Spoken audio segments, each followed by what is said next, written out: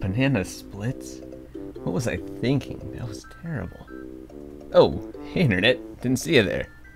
Hey everyone, it's Psycho, and welcome back to Let's Play Super Mario World. On the last episode, we watched a very boring tutorial and played a few levels. On this episode, we're going to head forward to the dreaded Iggy's Castle and beyond. Let's get right into this. Yoshi's Island 4. A bit of fun facts about Psycho. This is actually the very first level I ever managed to beat on this game. Back in the day when I played this, my friend actually had it. I didn't have a Super Nintendo for quite a while. My friend had this, and I could never beat any level. It took me like a gajillion tries, but I finally managed to beat this one. It was basically the best day of my life.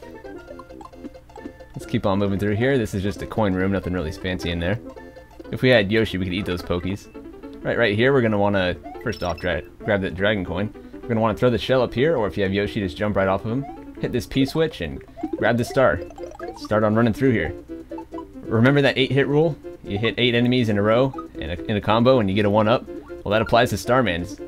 So, start hitting lots, get some 1-ups. Everyone after the 8th hit also counts as a 1-up.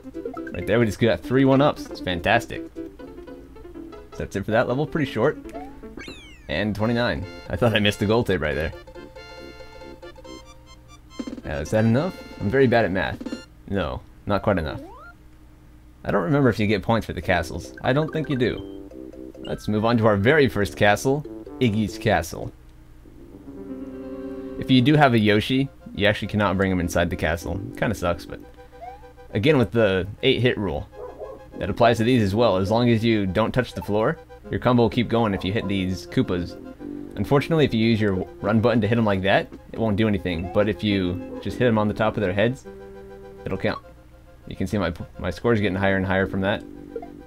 And if I were to hit, you know, a bunch, I'd start getting 1-ups. Let's keep on moving through here. Oh, also on these squares right here, you can actually hit this, and you can go behind. And you can hit them on the backside too to get your combo higher. Alright, let's keep on going. This is a pretty short castle. Not too long.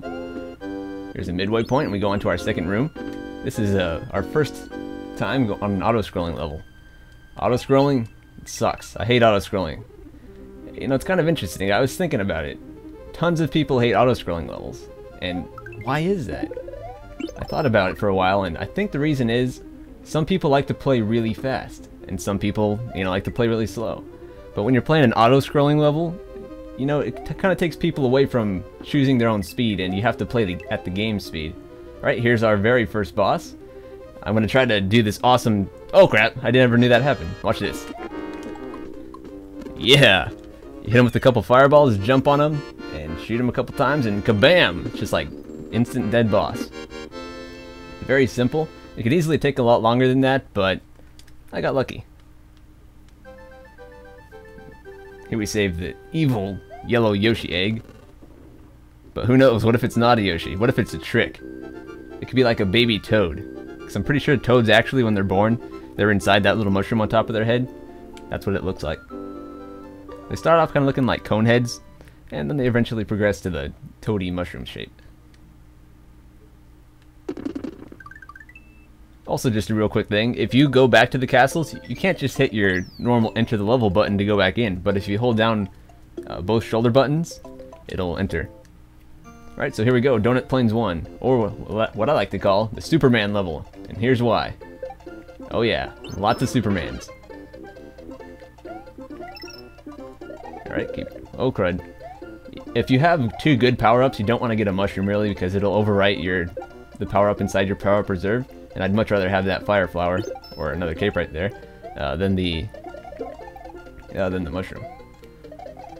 Alright, let's keep on moving through here. Let's go inside here. Alright, so these, we actually have to hit these blocks. And if we happen to line up 3 just like that, we get a 1-up. There, I failed. See if I can do another one. Here we go, another 1-up. And fail. And fail.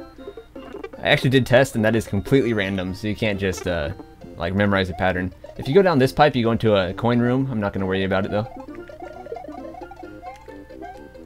Whoa.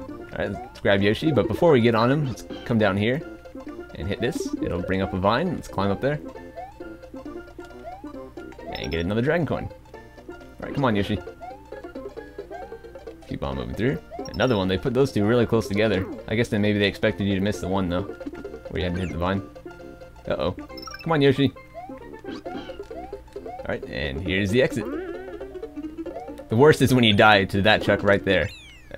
Or just lose your Yoshi, whatever.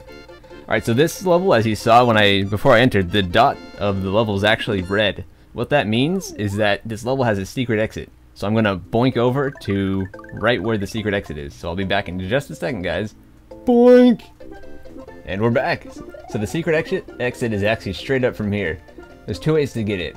Well, at least that I know of. First off, you could go to the Green Switch Palace, which is coming up real soon, and you could hit that, and that'll allow you to run straight up this. And the other option is to simply fly right up there. I'm gonna do that since I've already got a Superman cape. And let's just grab this key and shove it in that hole. Just right in there.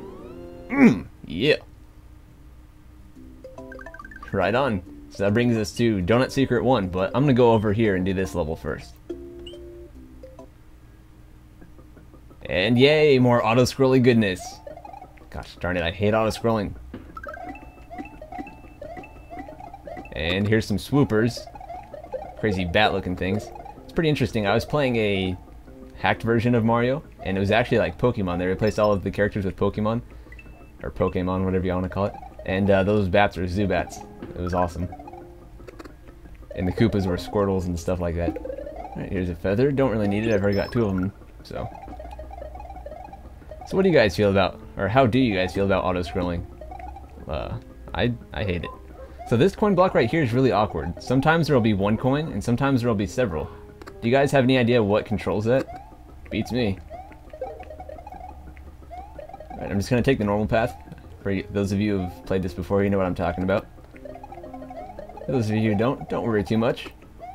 You'll see where I'm going. Just a quick hint, right up there is the secret exit. But we're not going to take that, we're going to go right on forward.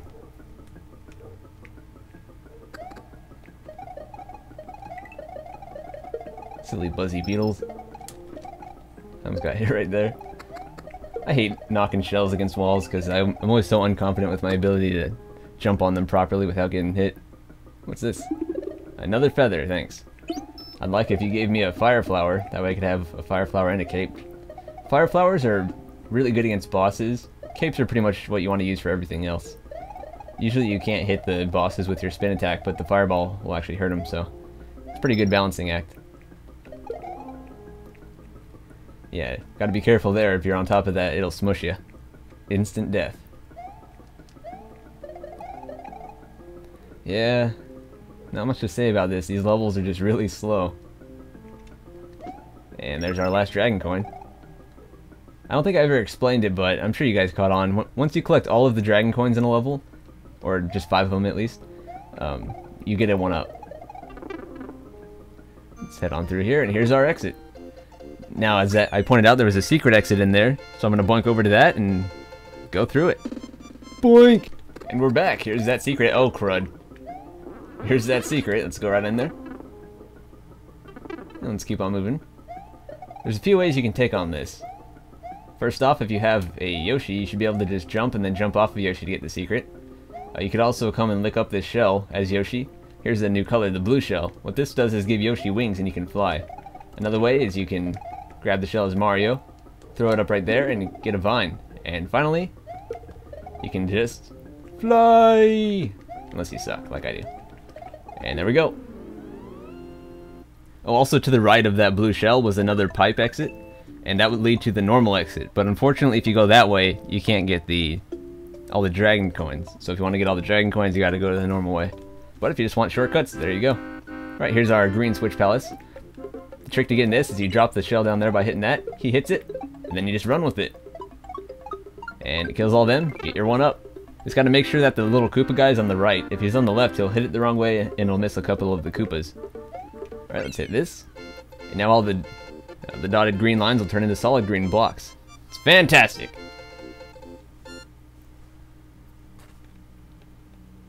Let's transfer our awesome green power to the rest of the world. It's like, bam! My throat really hurts from doing like a gajillion takes of that tutorial part, by the way. Oh, that was a bad idea. Anyways, guys, that's it for this episode of Let's Play Super Mario World. Forgot to think about that awesome exit. Let's see here.